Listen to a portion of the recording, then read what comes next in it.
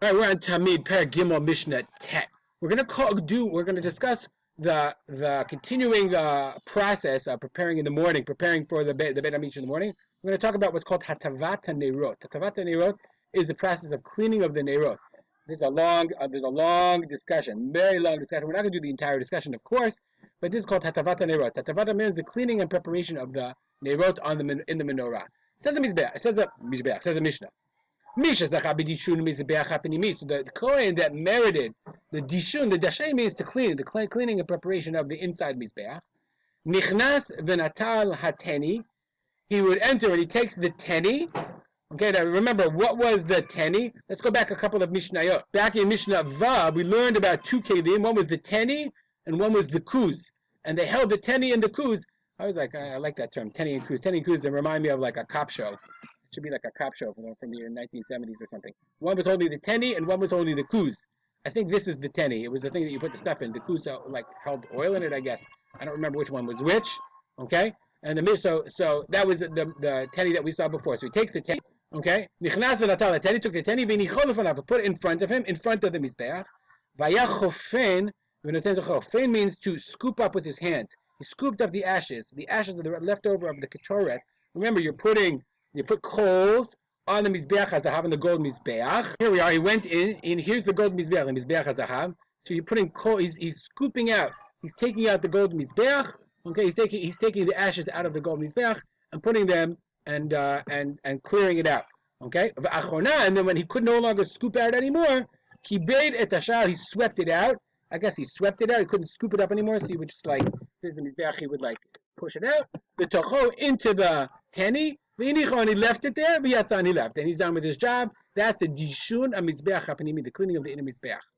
Then, Mishazacha b'Dishun HaMenorah, so the person who won the lottery of Dishun HaMenorah, Nichnas u'matza shnei neirot mizrachim dokim. So he went in and he found the two easternmost candles still lit. If he found them still lit, then midashen et ashar, he cleaned out the other one. To clean out means to remove the leftover oil, to remove the wicks, to replace the wicks and replace the oil.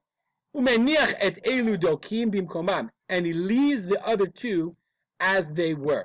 So there's you're going to show you, there's a very, very, very long commentary about Menorah, which we're not going to learn. But it's part of the Hatavat Neirot. So there's huge machlokot about this, but it's important to get a sense of it, okay? So they would divided the menorah, cleaning of the menorah, into two processes. You see here, exactly, he cleans out the 5, and he's leaving the 2. Why? So this is based on a pasuk. The pasuk in Shemot says the following. He offers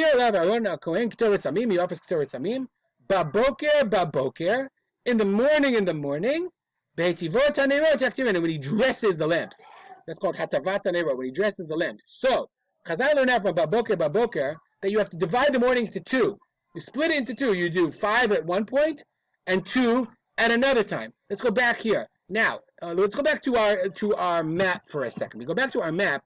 You'll notice that the menorah, there's a big machloket. Which way did the menorah face? Here, the menorah is between west. Here, remember, we're looking down west and east.